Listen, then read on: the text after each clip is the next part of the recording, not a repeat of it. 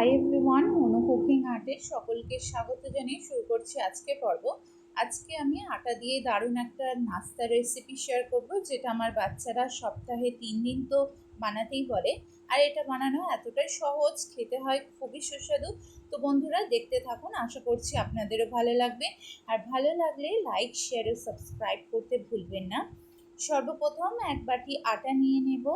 আপনারা চাইলে ময়দাও ইউজ করতে পারেন, আমি এখানে আটা নিয়েছি যেহেতু হেলদি নাস্তা বানাচ্ছি।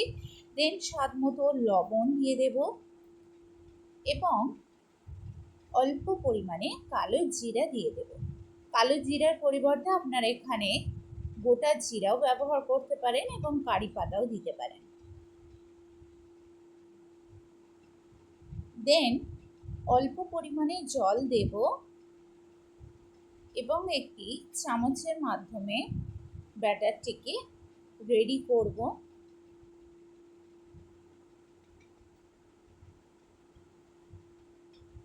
ভালো করে ব্যাটারটিকে রেডি করতে হবে যেন দলা পাকিয়ে না যায়।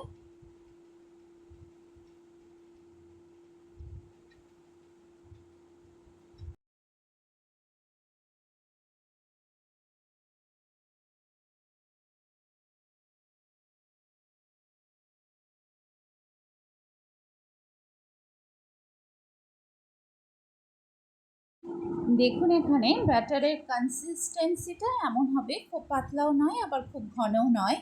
এইবারে ব্যাটারটিকে একটু রেস্টে রেখে দেব 10 মিনিটের জন্য।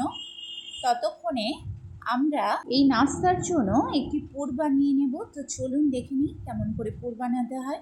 প্রথমেই একটি চাটু নিয়েছি, দেন তার মধ্যে সরিষার তেল দিয়েছি। আপনারা সরিষার তেলের বদলে সাদা তেলেরও ব্যবহার করতে পারেন। তেলটা গরম যখনই হয়ে আসবে একটু ভালো করে স্প্রেড করে দেব।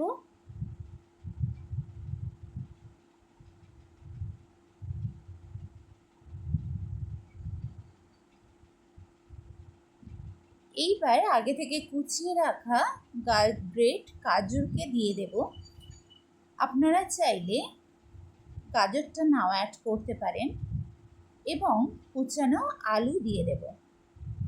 আমার বাচ্চারা এই সবজিগুলোই খেতে ভালোবাসে, বিশেষ করে গাজরটাকে অ্যাড করলে খুবই পছন্দ করে। আপনারা এখানে ক্যাপসিকামও ইউজ করতে পারেন এবং টমেটো ইউজ করতে পারেন, কাঁচা লঙ্কা দিতে পারেন। আমার বাচ্চারা কাঁচা লঙ্কা খেতে পারে না, তাই আমি অ্যাভয়েড করলাম। দেন স্বাদ অনুসারে লবণ দিয়ে দেব। কালারের জন্য এখানে অল্প পরিমাণে হলুদের গুঁড়ো দিয়ে দিচ্ছি এবং জিরার গুঁড়ো দেব অল্প পরিমাণে। এবং টেস্টটাকে এনহ্যান্স করার জন্য ম্যাগি মশলা ইউজ করব। আপনাদের সকলের বাড়িতে ম্যাগি মশলা তো অবশ্যই থাকে, তো এটি দেওয়ার চেষ্টা করবেন, তাতে করে স্বাদটা খুব ভালো আসে। এবং একটু টমেটো কেচাপ দিয়ে দেব। আপনারা চাইলে এখানে শেজওয়ান সসও একটু দিতে পারেন ঝাল হওয়ার জন্য।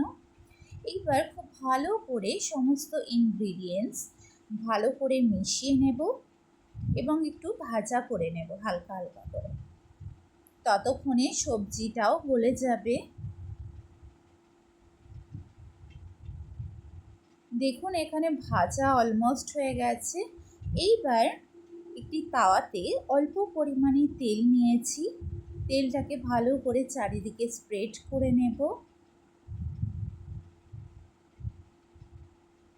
এবং যে ব্যাটারটিকে বানিয়ে রেখেছিলাম সে ব্যাটারটিকে দিয়ে দেব এবং চারিদিকে স্প্রেড করব।